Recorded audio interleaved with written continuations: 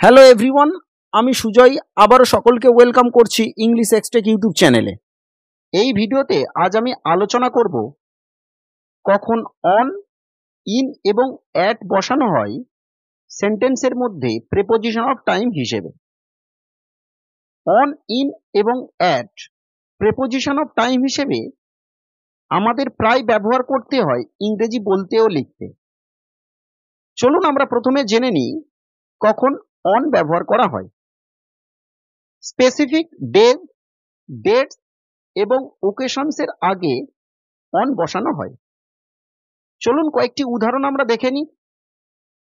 We have a meeting on Monday.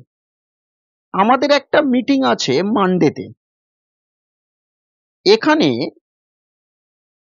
Monday specific দিনের কথা বলছে, তাই তার আগে অন বসানো হয়েছে। C was born on the 5th of May। তিনি 5ই মে জন্মগ্রহণ করেছিলেন। এখানে 5th of May স্পেসিফিক ডেটের কথা বলা হচ্ছে, তাই তার আগে অন বসানো হয়েছে। নেক্সট উদাহরণ আমরা দেখে নিই। We will have a party on new year's eve. নতুন বছরের প্রাককালে আমরা পার্টি করব। এখানে নিউ ইয়ার্স ইভ ওকেশনের কথা বোঝাচ্ছে, তাই তার আগে অন বসানো হয়েছে। তো মাই ডিয়ার লার্নার্স, আপনারা বুঝতে পারলেন স্পেসিফিক ডে, ডেটস এবং ওকেশনসের আগে অন বসানো হয় এবং এই উদাহরণের মাধ্যমে তা আপনারা সঠিকভাবে বুঝতে পারলেন। এবারে আমরা দেখে নেব কখন ইন বসানো হয়। মান্থ, ইয়ার্স, সিজনস এবং লঙ্গার পিরিয়ড অফ টাইমের আগে ইন বসানো হয়। উদাহরণের মাধ্যমে আমরা বিষয়টি ভালোভাবে বুঝে নিই। He will arrive in May. তিনি মে মাসে পৌঁছাবেন।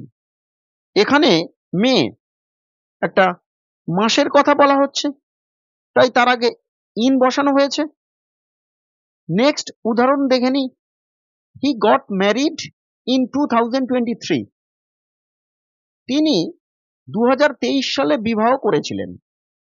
এখানে সালের কথা বলা হচ্ছে 2023, তাই তার আগে ইন বসেছে। Next, they will travel in the summer. তারা গ্রীষ্মকালে ভ্রমণ করবেন। এখানে দ্য সামার সিজনের কথা বলা হচ্ছে, তাই তার আগে ইন বসেছে। Next, I hope to recover in a week.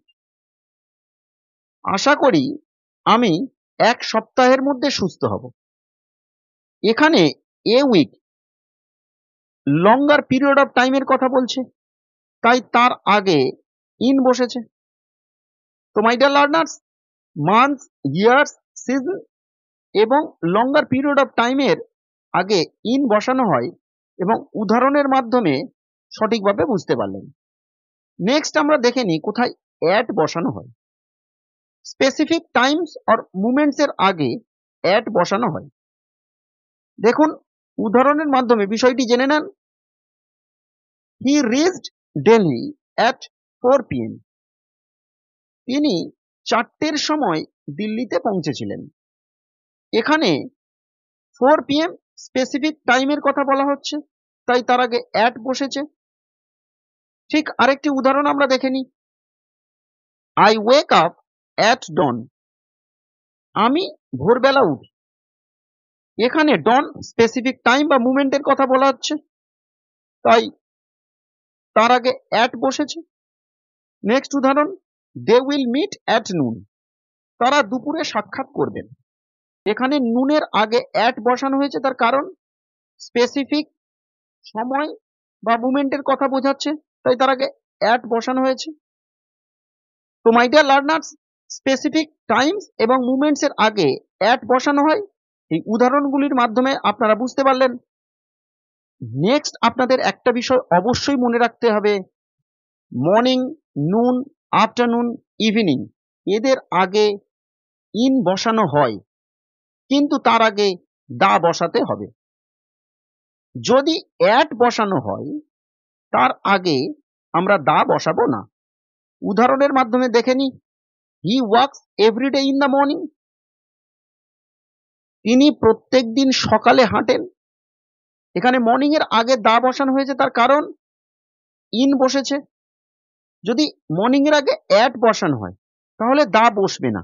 দেখে নি, he works everyday at morning, এখানে মর্নিং এর আগে অ্যাট বসেছে বলে মর্নিং এর আগে দা বসানো হয়নি।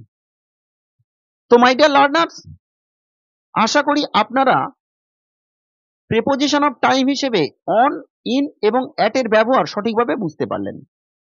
কোথাও বুঝতে অসুবিধে হলে অবশ্যই কমেন্ট করে জানাতে ভুলবেন না। ভিডিওটি ভালো লাগলে লাইক ও শেয়ার করুন, আর এই রকম ইনফরমেটিভ ভিডিও সবার আগে পেতে অবশ্যই চ্যানেলটি সাবস্ক্রাইব করে পাশের বেল নোটিফিকেশনটি অন করুন। Thank you for watching this video.